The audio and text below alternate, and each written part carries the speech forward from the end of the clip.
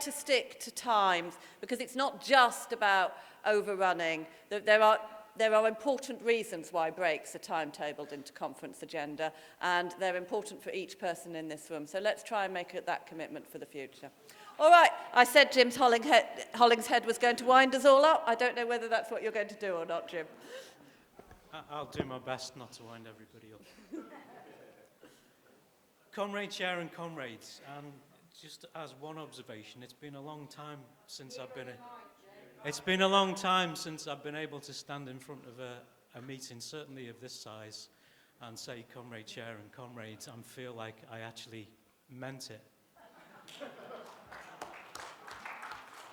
Somebody said early on in the proceedings today that this had the potential to be a historic day. It's certainly been a hectic day. We've got through vast amounts of stuff. But I also think it has been a historic day in the sense it is the start of a major development in working class politics in this country. And from that point of view, I want to record the greetings of my union branch to this assembly today. I'm the secretary of the Liverpool John Moores University UCU branch, who, like other people who've got up and spoken, are in struggle.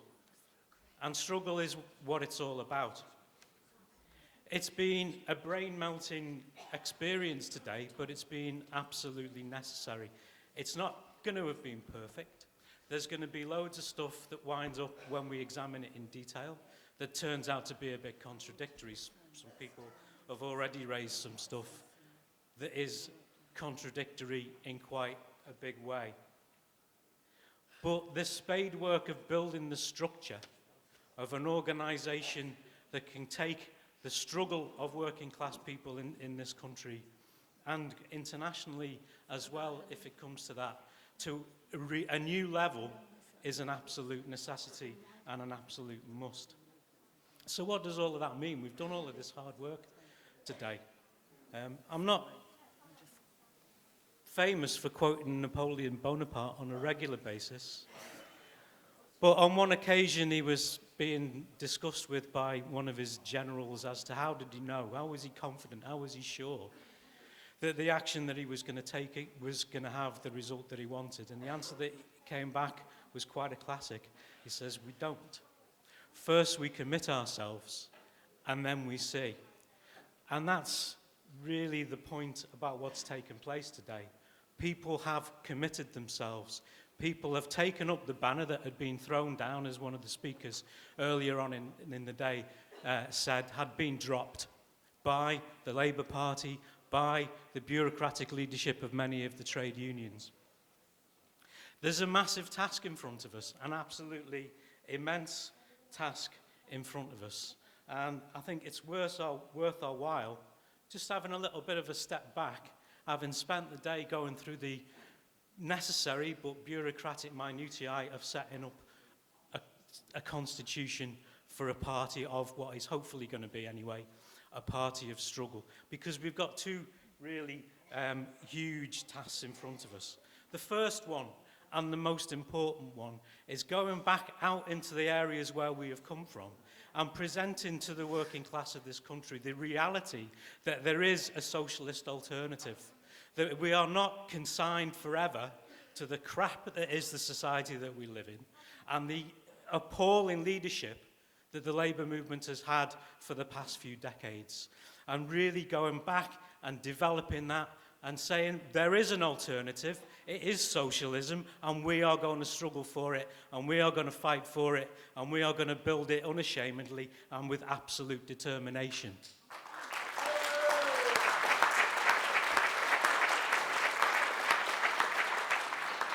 But if we're going to, the other task that comes down is tied in intimately with that, and that is rebuilding the movement as a whole. We're not standing here having our discussion today because we dislike particular individual parties that we might have been in the past. That's why we've left them.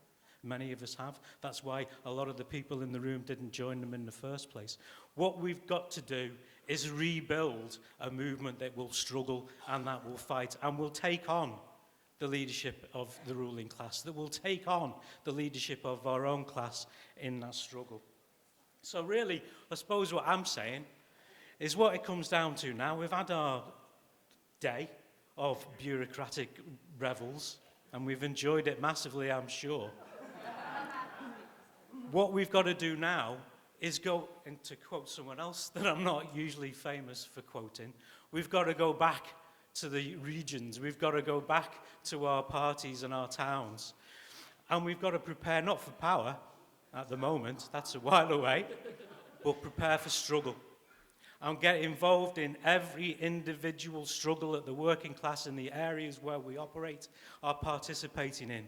Take them all, bring them into our own organisation, bring them into our struggle, and make those campaigns, every individual one of them, part of what Left Unity is about. And by doing that, we will build a base out there in the regions, we will build a base out there in the cities where we've all come from, and be able to take the struggle forward. And every individual in this room, and every individual that hasn't been able to get here today, has got a role to play in that, even if it is only talking to their immediate workmates.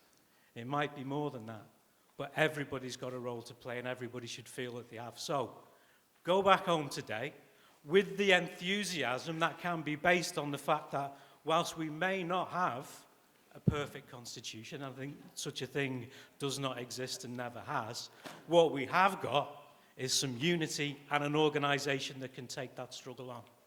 Thanks for coming, comrades.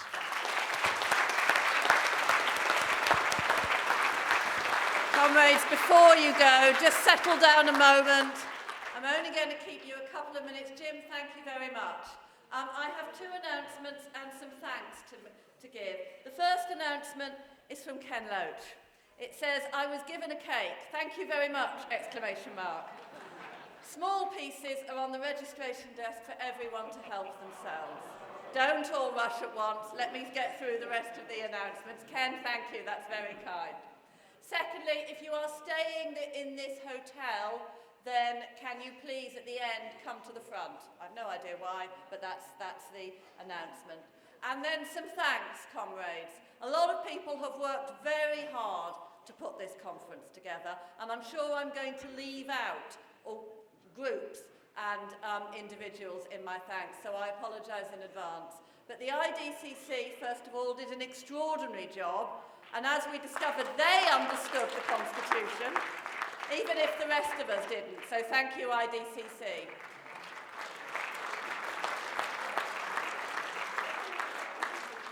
Standing Orders Committee have also done an extraordinary job, and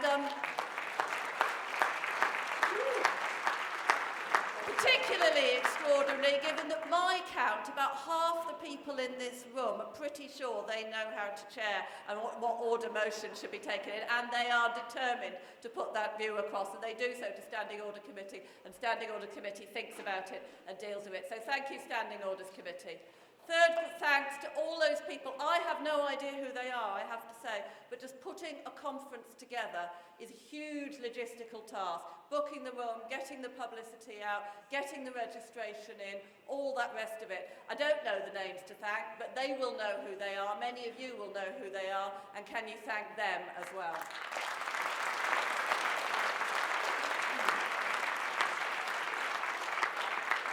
Finally, comrades, as Jim says, we have come away with aims and with a party name and with a constitution. And we've done so in a process where we've listened to each other, where we have been, for a left conference, calm, respectful and comradely. So thank you all for the way that you have got through the business today, grappled with the political issues and done so in such a comradely and respectful and fair manner. Thank you all very much.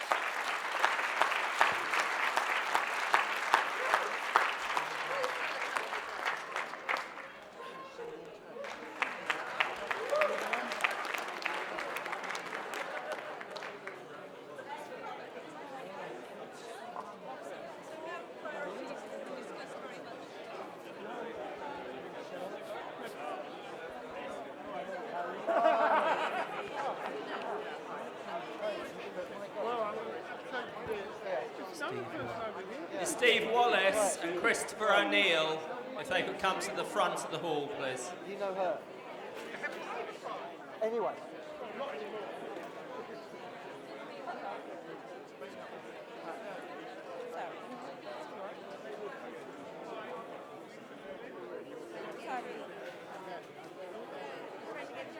No, I want to talk. I go around then. Sorry, I just came over to say hello. I'm Kira. Hello. From, well, I live in Bexley, on paper said I was joining the Illusion of Gratitude. Right. But I've never made it yet. Yeah. I heard you speak. Absolutely. We've got another conference next Saturday at Goldsmiths. You know about it. People's Assembly. Oh, I'm speaking about it. Right. So I'll see you there. I'm doing the cultural workshop. Oh, fantastic. I'm doing a banner making workshop and I'm Fantastic. speaking, but I don't even know.